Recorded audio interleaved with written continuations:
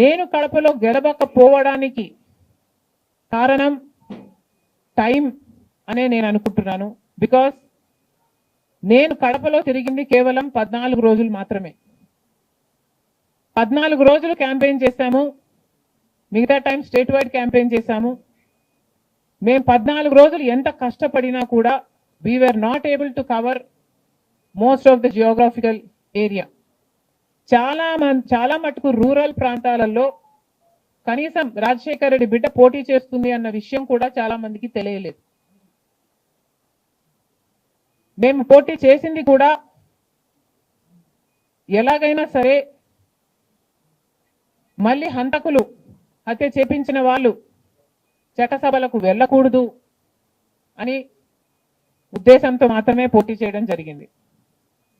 సరే, అది జరగకపోయి ఉండొచ్చు, కానీ ప్రజల కంటే పైన ఉన్నది దేవుడు. ఐఎమ్ వెరీ ష్యూర్ వాళ్ళ పాపం పండుతుంది. పండే రోజు కోసం దేవుడు కూడా ఎదురు చూస్తున్నాడని నా అభిప్రాయం. వినడానికి ఎంత భయంకరంగా ఉంటుందంటే అంత భయంకరంగా ఉంటుంది. కానీ వాళ్ళ విజ్ఞతకే వదిలేద్దాం, ఆ మాట వాడే వాళ్ళ విజ్ఞతకే వదిలేద్దాం. ఎందుకంటే పరిస్థితి ఎలా ఉంటుందంటే మొహానికి మసి పూస్తారు, లేకుంటే మీద పొడి వేస్తారు. నువ్వు కడుక్కో అంటారు, నువ్వు తుడుచుకో అంటారు.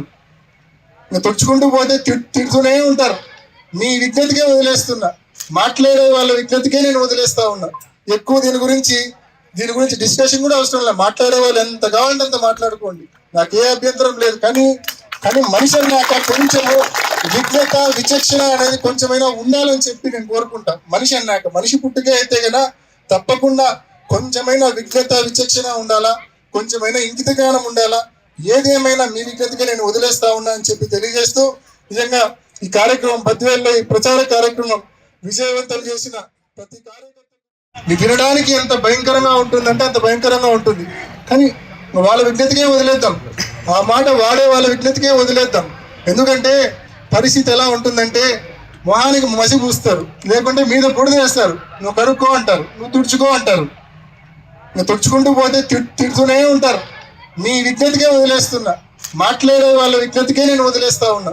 ఎక్కువ దీని గురించి డిస్కషన్ కూడా అవసరం లేదు. మాట్లాడే వాళ్ళు ఎంత కావాలంటే అంత మాట్లాడుకోండి, నాకు ఏ అభ్యంతరం లేదు. కానీ మనిషి అన్నాక కొంచెము విజ్ఞత విచక్షణ అనేది కొంచెమైనా ఉండాలని చెప్పి నేను కోరుకుంటా. మనిషి అన్నాక మనిషి పుట్టుకే అయితే కన్నా తప్పకుండా కొంచెమైనా విజ్ఞత విచక్షణ ఉండాలా, కొంచెమైనా ఇంకిత జ్ఞానం ఉండాలా. ఏదేమైనా మీ విజ్ఞతగా నేను వదిలేస్తా ఉన్నా అని చెప్పి తెలియజేస్తూ, నిజంగా ఈ కార్యక్రమం బద్వేల్లో ఈ ప్రచార కార్యక్రమం విజయవంతం చేసిన ప్రతి కార్యకర్త